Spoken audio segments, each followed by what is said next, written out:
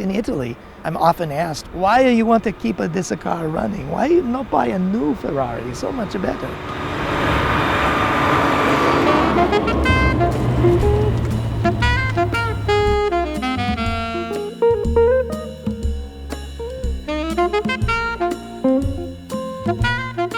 My name's Danny Soukup.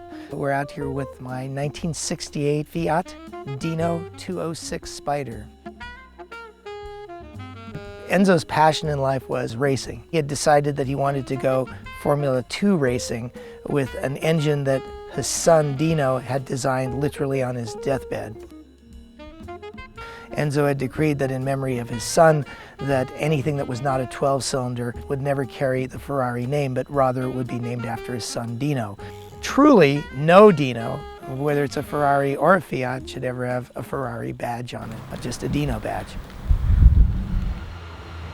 They were basically gigolo's cars. They were designed for young, good-looking Italian stallions to blast around and pick up chicks and have a good time. None of the Dino Spiders from the factory have leather upholstery. They're all vinyl, and that was so that you could jump in with your wet swimsuit and not hurt the car at all.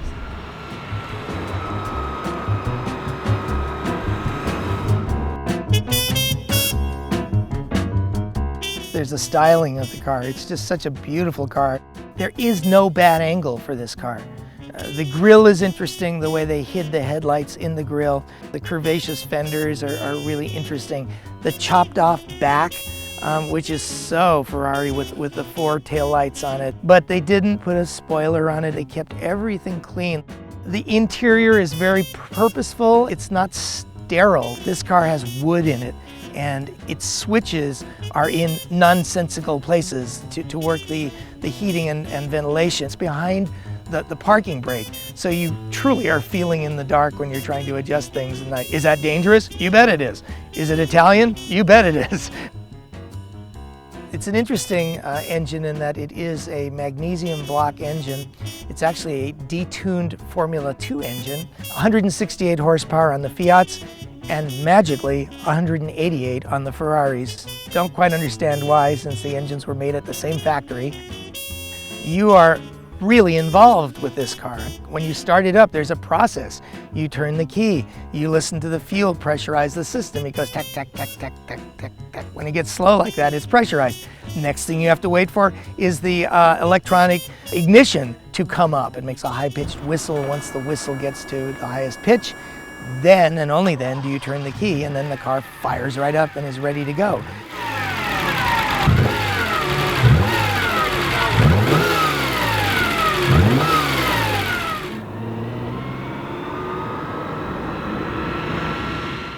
Many years ago, when I was very young and didn't have any money at all, I came upon one of these owned by a guy who wanted $6,500 for it.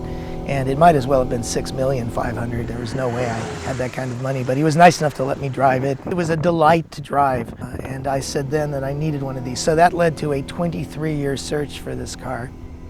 But one day, when I wasn't thinking about this car at all, a friend of mine, a guy named Marco Gregorio, he says, "Dan, I found your car." And I said, "What are you talking about?" He says, "Dino, you gotta buy this one, it's great."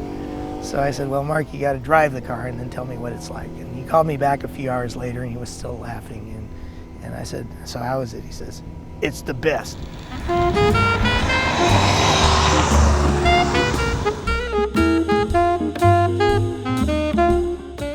These are very rare cars in that there are 20 Ferrari Dinos for every Fiat Dino. In the world, in total, there are only about 200 left. This car has the first electronic ignition system in any production car in the world. It's the size of a loaf of bread. It has a 2-position switch on it, one side saying emergenza, or Italian for emergency, and the other one normale, or normal. And then, not if, but when it blows up, you get out of the car and you switch it over to emergencia, and at that point it has a full coil system in it also, just like a normal car. You switch it over to that. The only thing that stops working is your tach. Then you drive it until you get it back and get it fixed.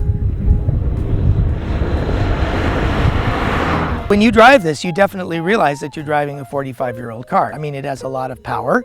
It makes a wonderful sound. Some people might call this a symphony of sounds. Some people might call it a cacophony of sounds too. If you're a car person, the screaming sound a Ferrari makes at 4,000 RPM is a wonderful sound.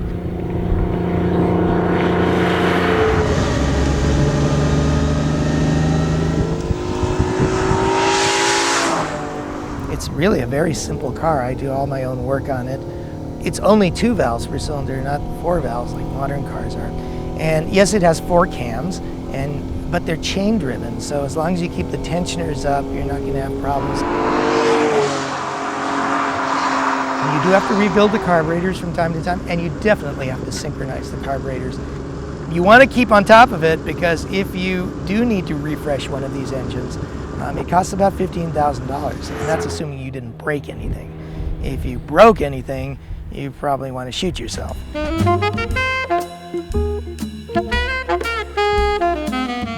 I like the fact that the seat that I'm sitting on is the seat that somebody sat on the day they bought this thing in 1968.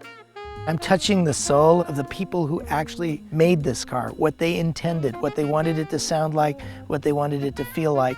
It was designed for people to enjoy a sporty touring car with a ragtop, not to set world records.